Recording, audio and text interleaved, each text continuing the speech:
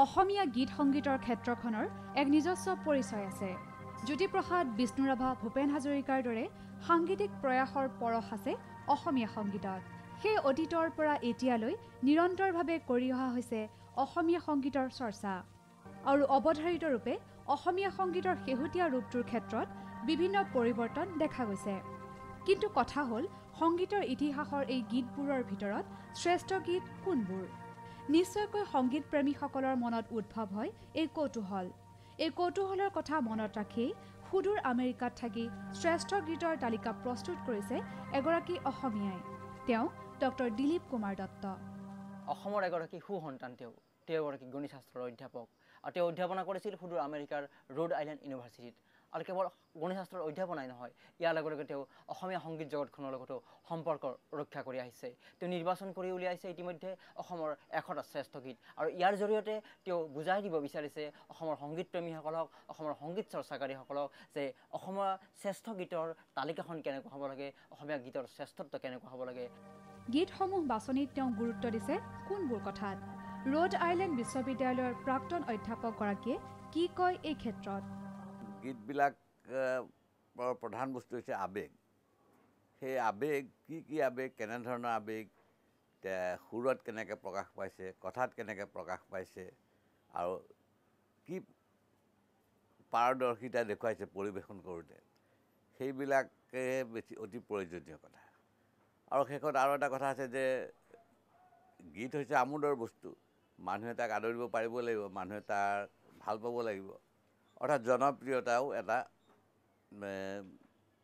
এটা বিশেষ উপাচাৰ। আৰু গীত এটাৰ মানে কিমান ভাল বা কিমান সাৰ্থক।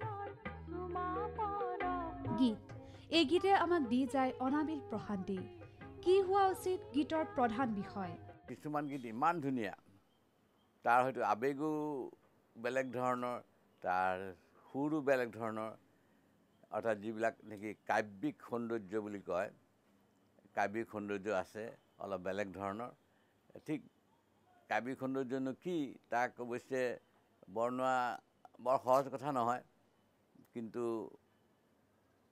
তাৰ উপাদানবিলাক অৱশ্যে বিচাৰ কৰা বৰ টান নহয়। কাৰণ তাত কল্পনা থাকিব লাগিব, তাত চিত্ৰপট থাকিব লাগিব, আৰু তাত ভাষা থাকিব লাগিব, আৰু তাক মানুহে বুজি পোৱা হ'ব লাগিব।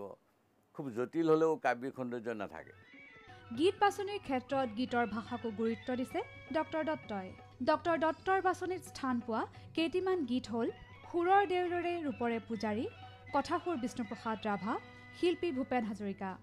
আজি জাগা মোৰ মাতৃ, কথাসুৰ জ্যোতিপ্ৰসাদ আগৰৱালা, শিল্পী পুলক বেনাৰ্জী। দেখা যদি দিয়া আই, কথা গণেশ চন্দ্ৰ গগৈ, সুৰ চন্দ্ৰকমল, শিল্পী মনীষা হাজৰিকা। তুমি নুশুনা গানৰ, কথাসুৰ আনন্দীৰাম দাস, শিল্পী নিৰ্মল মজুমদাৰ। কাৰ পৰশত মোৰ, কথা নলিনীবালা দেৱী, সুৰ হীৰালাল বেনাৰ্জী, শিল্পী অমিয় মোহন দাস। স্নেহে আমাৰ শতশ্ৰাৱণৰ, কথাসুৰ শিল্পী ভূপেন হাজৰিকা। খোজ লাহেকৈ দিবি সখী, কথা আলিমনিচা পিয়াৰ, সুৰ বীৰেন ফুকন, শিল্পী পাৰভিন চুলতানা। চেনাই মই যাওঁ, কথাসুৰ কমল হাজৰিকা, শিল্পী দীপালী বৰঠাকুৰ। নাযাবা নাযাবা মোকে এৰি থৈ, কথাসুৰ শিল্পী কুমাৰ ভৱেশ। কিন্তু তৰুণ প্ৰজন্মই কেনেদৰে আগবাঢ়িছে? তেওঁলোকৰ ক্ষেত্ৰত কিছু অভিযোগ আছে ডক্টৰ দিলীপ কুমাৰ দত্তৰ।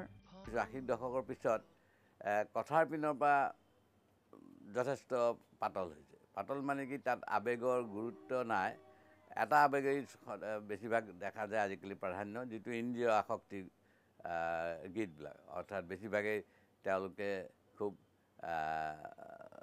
প্ৰেমৰ গীত বুলি ভাবে, খুব ইন্দ্ৰিয় আসক্তিৰ প্ৰকাশটো বেছি। আৰু যিটো পশ্চিমীয়া বাদ্যযন্ত্ৰ তেওঁলোকে আনিছে, তাৰ লগত তেওঁলোকে কৰিছে কি, পশ্চিমীয়া সুৰো জাপি দিব, পশ্চিমীয়া ধংটো আনিবলৈ বিচাৰিছে। আমাৰ এতিয়া ভূপেন দাৰ গীততো আছে পশ্চিমীয়া সুৰৰ ধ্বনি, কিন্তু তাক তেওঁলোকে অসমীয়া কৰিহে মানে ৰাইজক দিছে। সেইদৰে জ্যোতি আগৰৱালাই বা বিষ্ণুৰাভাই বিশেষকৈ অতি সুন্দৰকৈ সমন্বয় ঘটাই দিছে। তৰুণ প্ৰজন্মই কি কৰা উচিত? সংগীত চৰ্চাৰ ক্ষেত্ৰত কেনেদৰে আগবঢ়া উচিত? তৰুণ প্ৰজন্মক কিছু পৰামৰ্শ দিবলৈ বিচাৰে ডক্টৰ দত্তই। পুৰণা গীতবোৰ আজিৰ প্ৰজন্মই অধ্যয়ন কৰাৰ সপক্ষে মন্তব্য দিয়ে দত্তই। মই ক'ব বিচাৰোঁ যে আমাৰ ভূপেন দাদাই হওক, বিষ্ণুৰাভাই হওক, জ্যোতি আগৰৱালাই হয়, তেওঁলোকে আমাৰ পুৰণা গীতি সাহিত্য খুব ভালদৰে অধ্যয়ন কৰিছিল। শংকৰদেৱ, মাধৱদেৱৰ সকলোখিনি খুব ভালদৰে অধ্যয়ন কৰি, অকল অধ্যয়ন কৰাই নহয়, আয়ত্ব কৰিছিল। কিন্তু আজিৰ প্ৰজন্ম মই ভাবোঁ তেওঁলোকে সেইবিলাক একোৱেই নাজানে। আনকি আগৰ লিখক গীতিকাৰসকলক, নৱ বৰুৱাই হওক বা নলিনীবালা দেৱীয়ে হওক বা জ্যোতি আগৰৱালাই হওক, এইবিলাকৰ সৃষ্টিবিলাকত কিনো আছে বস্তু, তেওঁলোকেনো কি পৰীক্ষা কৰিছিলে, সেইবিলাকৰ অধ্যয়ন মই একেবাৰে নাই বুলি ভাবোঁ। আজিকালি কিছুমান শুনিছোঁ গীত, আৰু তেওঁলোকে পুৰণা গীতো গাইছে, কিন্তু একেবাৰে তাত আৱেগ নাই, তেওঁলোকে তাৰ আচল অৰ্থটো বুজি পোৱা নাই। আৰু গীতৰ মূল বস্তু হৈছে আৱেগ। যদি গীতটোৰ আৱেগখিনি তেওঁলোকে আহৰণ কৰিব পৰা নাই, গীতটো সুৰ বা পৰিৱেশনৰ ওপৰতে নচলে। সুৰে গীত নকৰে, আৱেগেহে গীত কৰে।